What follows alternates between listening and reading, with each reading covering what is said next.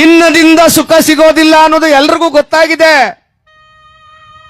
ಹಣದಿಂದ ಸುಖ ಸಿಗೋದಿಲ್ಲ ಅಂತ ಎಲ್ರಿಗೂ ಗೊತ್ತಾಗಿದೆ. ಬೇಕು ಹಣ ಜೀವನಕ್ಕೆ, ಆದ್ರೆ ಮತ್ತೊಬ್ಬರ ಜೀವನವನ್ನ ತೆಗೆಯುವಷ್ಟು ನಾವು ಆಸೆ ದುರಾಸೆಯನ್ನು ಇಟ್ಕೋಬಾರದು. ಇಬ್ರು ಅಣ್ಣ ತಮ್ಮಂದಿರು 10 ವರ್ಷ ಆಗಿತ್ತಂತೆ ಜಗಳಾಡಿ. ನೋಡಿ ಕೇಳಿಸ್ಕೊಳ್ಳಿ, ಇದು ಎಲ್ಲರಿಗೂ ಮಕ್ಕಳಿಗೆ ಹೇಳ್ಕೊಡಿ ಇದನ್ನ.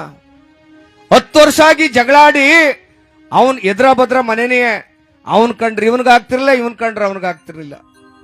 ಒಂದ್ಸಾರಿ ಅಣ್ಣ ಯಾವುದೋ ಒಂದು ಸಣ್ಣ ಸಾಲ ಮಾಡಿಬಿಟ್ಟಿದ್ದ.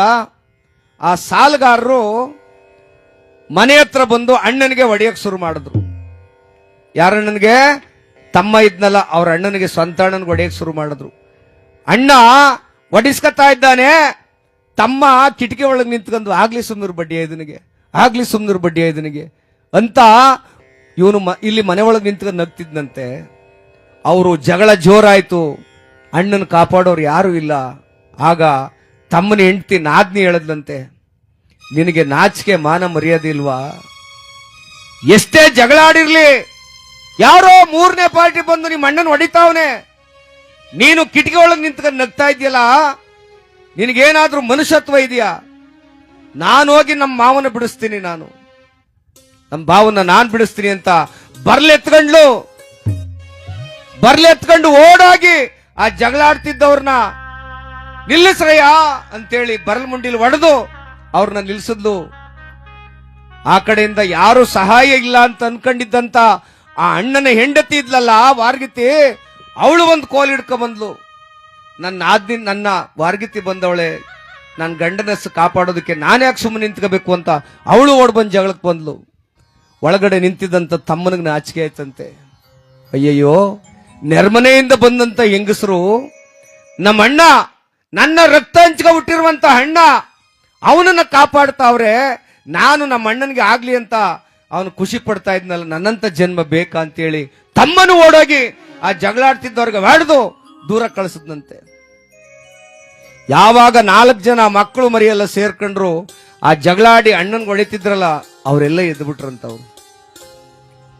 ಇದು ಒಂದು ಘಟನೆ. ಇದರಿಂದ ನಿಮಗೆ ಏನು ಅರ್ಥ ಆಗ್ಬೇಕಪ್ಪ ಅಂದ್ರೆ, ಒಗ್ಗಟ್ಟಲ್ಲಿ ಬಲವಿದೆ. ನೋಡಿ, ನಮ್ಮ ಮನೆಯ ಕಷ್ಟ ಸುಖ ಏನೇ ಇರಲಿ 3ನೇವ್ರಿಗೆ ಹೇಳ್ಬೇಡಿ, ದಯಮಾಡಿ ಅದನ್ನೇ ಅವ್ರು ಎನ್ಕ್ಯಾಶ್ ಮಾಡ್ಕೋತಾರೆ. ಗಂಡ ಹೆಂಡತಿ ಜಗಳ 1000 ಇರಲಿ, ಬಪ್ಪ ನ್ಯಾಯ ಮಾಡ್ಕೊಡಂತ ಒಬ್ರನ್ನು ಕರಿಬೇಡಿ. ಮನೆ ಒಳಗೆ ಕುತ್ಕೊಂಡು ನೆಮ್ಮದಿಯಾಗಿ ತೀರ್ಮಾನ ಮಾಡ್ಕೊಂಡ್ರೆ ನಮ್ಮ ಸಂಸಾರ ಉಳಿತವೆ. ಇಲ್ಲ ಅಂದ್ರೆ ಚಾಡಿ ಹೇಳುವಂತವ್ರು, ಮನೆ ಒಡೆದು ಹಾಕುವಂತವ್ರು ಬೇಕಾದಷ್ಟು ಜನ ಇರ್ತಾರೆ. ಎಲ್ಲರೂ ಅಲ್ಲ, ಕೆಲವು ಜನ ಮಾತ್ರ ಆ ರೀತಿ ಮಾಡ್ಬಿಡ್ತಾರೆ. ಅದಕ್ಕೆ ಒಗ್ಗಟ್ಟಾಗಿರ್ಬೇಕು. ಅಣ್ಣ ತಮ್ಮ ಮಾವ ಅತ್ತೆ ಬಂಧು ಬಳಗ ಎಲ್ಲರೂ ಒಗ್ಗಟ್ಟಾಗಿದ್ರೆ ನಾವು ಸುಖವಾದ ಜೀವನವನ್ನ ಸಾಗಿಸಬಹುದು. ಅದಕ್ಕೆ ನಿಮಗೆ ಕೈ ಮುಗಿದು ಕೇಳ್ಕೊಳ್ತೇನೆ, ಚುನಾವಣೆಗಳು ಬರ್ತವೆ ಹೋಗ್ತವೆ, ಯಾರು ಕೂಡ ನೀವು ನಿಮ್ಮ ತನವನ್ನ ಬಿಟ್ಟುಕೊಡ್ಬೇಡಿ. ಸಮಾಧಾನವಾಗಿ ಚುನಾವಣೆ ಬಂದಾಗ ಒಂದು ಮತ ಹಾಕಿ ಒಳ್ಳೆಯವ್ರಿಗೆ ಸಮಾಧಾನವಾಗಿರಿ, ಯಾವುದೇ ಜಗಳಕ್ಕೆ ಹೋಗಬೇಡಿ ಅಂತ ಹೇಳ್ತಾ ಆ ಭಗವಂತನಲ್ಲಿ ಬೇಡ್ಕೊಳ್ಳೋಣ. ಯಾಕೋ ಬಡದಾಡ್ತಿ ತಮ್ಮ ಮಾಯಾ ಮೆಚ್ಚಿ, ಒಗ್ಗಟ್ಟಿನಲ್ಲಿ ಬಲವಿದೆ. ಒಗ್ಗಟ್ಟು ಒಡೆದೋದ್ರೆ ಏನಾಗುತ್ತೆ? ಗುಂಡಿಗಂಟು ಬರ್ತಾರೆ, ಒಂದಡಿ ಮಣ್ಣು ಎರ್ಸ್ಬಿಟ್ಟು ಹೋಯ್ತಾರೆ ಅವ್ರ ಪಾಡ್ಗ ಅವರು. ಆದ್ರೆ ನಮ್ಮ ಅಣ್ಣ ನನಗೆ ಸಹಾಯ ಮಾಡ್ದ, ನನ್ನ ತಮ್ಮ ನನಗೆ ಕಾಪಾಡ್ದ ಅಂತ ಅನ್ಕೊಂಡ್ರೆ, ಇವನು ಕಷ್ಟ ಆದಾಗ ಅವನು ಓಡ್ ಬರ್ತಾನೆ, ಅವನು ಕಷ್ಟ ಆದಾಗ ಇವನು ಓಡ್ ಬರ್ತಾನೆ. ಏನ್ರವ ಸತ್ಯನ ಸುಳ್ಳು? ನಮಗ್ ನಾವೇ ಆಗ್ಬೇಕು. ಇಲ್ಲಿ ಹೇಳ್ಕೊಡೋರು ಚಾಡಿ ಹೇಳೋರು ಯಾರು ಆಗುದಿಲ್ಲ. ನಮ್ಮ ಅಹಂಕಾರವನ್ನು ಬಿಟ್ರೆ ನಾವು ಸುಖವಾಗಿ ಬದುಕ್ತೀವಿ. ಹಠಮಾರಿತನ ಅಹಂಕಾರ ಒಳ್ಳೆಯದಲ್ಲ.